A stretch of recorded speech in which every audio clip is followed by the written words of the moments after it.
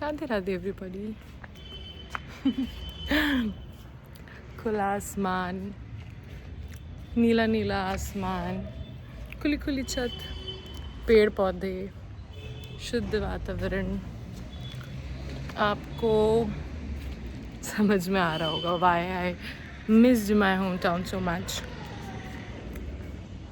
ऐसी खुली खुली धूप, नहाने के बाद पोल्यूशन फ्री सांस लेना, it's a blessing guys, it's a blessing. But to be very frank, somehow I'm missing some things.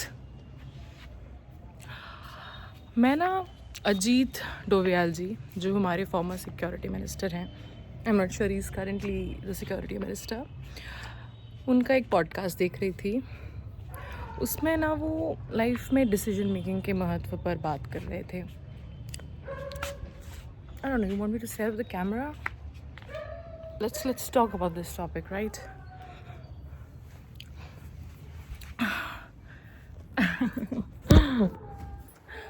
तो he was basically trying to say कि when you are in your youth, उस time life में decision making का बहुत importance होता है।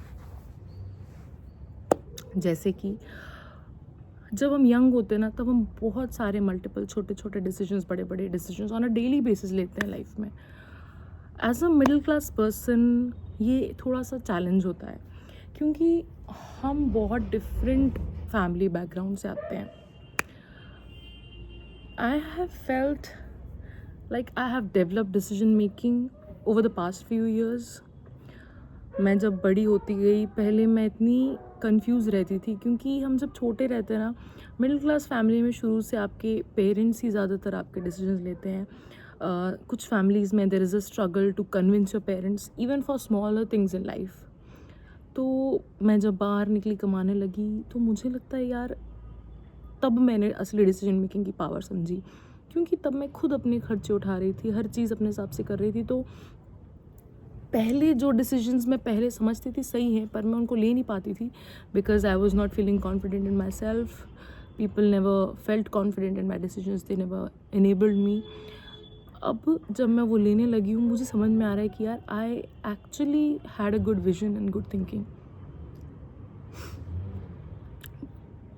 सच में मतलब लाइफ में I will say that good decision making is one of the very crucial aspects in seeing how your life will be and जो भी मुझे लगता है ज़्यादातर दुनिया में सक्सेसफुल लोग होते हैं या कुछ कर पाते हैं, वो लाइफ में डिसीजन मेकिंग एक ऐसा स्किल है जो जल्दी सीख लेते हैं।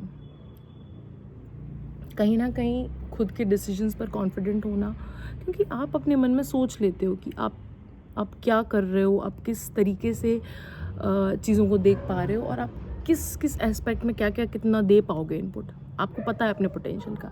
वही सोच के आप वो डिसीजन लेते हो।